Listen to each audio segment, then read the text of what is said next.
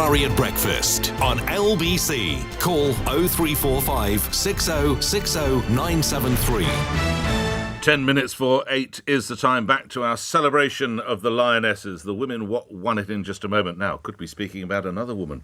What won it in just over a month's time. I refer to, of course, the race to be the leader of the Conservative Party.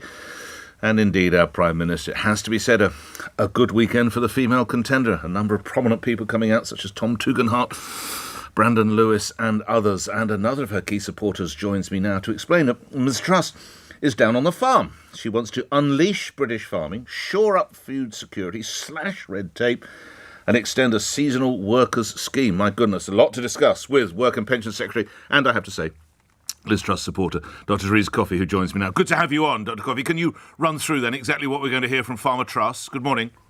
Yes, well, of course, Liz had been Secretary of State for Agriculture. It was her first cabinet job where she supported very strongly British food. And she's down in Devon today meeting other farmers, building on her experience as a Norfolk MP, because she wants to do a couple of things. One is there's quite a lot of unnecessary EU regulation that's been kept in UK law. So, for example, treating drones a bit like what's called a crop boom, where you can do spraying more easily, and having the technology of today rather than the EU laws that treat them like an aeroplane and a lot more regulation. So it's about freeing up and being sensible about how we can support our farmers, as well as also extending the season agricultural worker scheme, again, making that flexible, but also having a proper review with the industry of how that can be designed, but more importantly, how we can make sure we can get skills and technology so we're not reliant entirely on external labour for future years.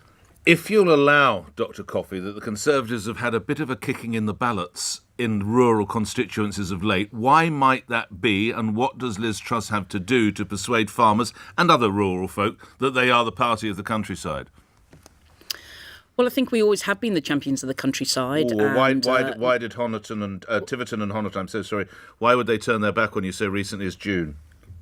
Well, Nick, you'll be aware that by-elections are midterm situations where it's not going to have a change in the government, and voters may want to be saying, buck up your act. But I do believe that a combination of things happens in rural areas, whether it's about the planning and the housing, where Liz has already committed to scrapping Whitehall imposed top-down targets to have a much more local input on what housing is needed locally rather than some out-of-date algorithm, and also about support for farmers.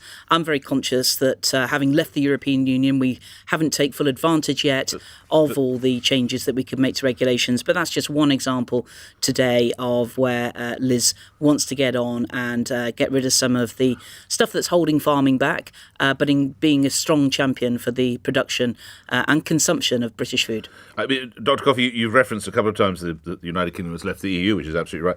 Many people would say that that's one of the contributory factors to the problems that we have in some of our farms, that we don't have those workers coming in, digging up the potatoes and picking the strawberries and the apples. How true is that? And if so, has that been a failure of Brexit? Well, there is in place a season agricultural workers scheme. The point about leaving the European Union is about taking control of immigration. So one of the things that Liz is setting out is potentially an expansion of that, but also a little bit more time in order to try and design a scheme with the farming industry on what works well. So, for example, some people need to come in for quite a short amount of time on chicken plucking and turkey plucking. That wasn't initially in the proposals. They've been added more recently, but it's about making sure we have a flexible scheme and again, having that control about immigration. But nevertheless, whether it's about trade deals around the world, where the Australia-New Zealand trade deal, this is the sort of thing where Liz, in negotiating that, basically gave Australia and New Zealand the same access as the European Union does to UK markets. So it's about making sure that we can export a lot more easily, as well as some of the produce in particular that only Australia and New Zealand are producing can come into our country more readily as well. So it's a combination of both inward investment, exports, but genuinely about supporting British agriculture production. Just on a couple of other matters, if I might, Dr. Coffey, you were an early and strong advocate for Liz Truss. Have to say, out of the traps, you were one of the first. Many now coming round to your school of thought: Tom Tugendhat, Nadim Zahawi, Brandon Lewis. What is it, do you think, that they're seeing in Ms Truss that you identified a little ahead of them? Well, I've known Liz ever since we came into Parliament, and just a few months ahead of that as well. And I've always admired her qualities, both as a constituency MP when we worked together on East Anglian issues, but also her thinking, her getting ideas on how we can do some things differently. Clearly, at the moment, our economy just isn't growing. And I think Liz's bold economic reforms are there because recognising the cost of living challenge, we want to help people with their bills. But key is about growing the economy. And I think you're seeing a wide range of people from right across the Conservative Party who believe that she can unite and will unite the Conservative Party and is ready to lead our country and trusted to deliver. And it's those elements that I think have come out strongly throughout this campaign, and I'm pleased to have the support of people like Nadeem Sahawi, Brandon Lewis, Ben Wallace, and indeed Tom Tugendhat, who've recently come out and endorsed Liz in order to make sure we have that strong government that is trusted and will deliver for the people and get on with our manifesto priorities. The Conservative opponent currently blocking her path in number 10 is, of course, Rishi Sunak. He's come out with a policy today, Dr. Coffey, that if you have a doctor's appointment, a GP appointment, and you don't attend, you will be fined £10. I note that you are not a medical doctor, but your view on that, Dr. Coffey? Well, this idea has been rolling around for a long time, and I think there's a reason why it hasn't been brought into place in the past. I think, putting the onus on doctors to fine their patients, I'm not sure many doctors would want to do that, quite candidly. It's important that we treat people, but I'm just conscious that the other candidates will have various views on these matters, but I'm not here to defend or attack their policies. I'm here to promote Liz Truss's policies. What were you up to yesterday, Dr. Coffey? Where were you? Well, we were at the home of football, and football came home with the Lionesses. I was there with Liz, and we had a great time cheering on the Lionesses, who really uplifted the mood of the nation. And what a great tournament it's been. It's key to make sure we continue to support girls' football, women's football, and I believe yesterday will really help with the professional game as well as continuing to increase the take-up of ladies on the pitch. Which victory were you more confident of, the England Lionesses or Liz Truss?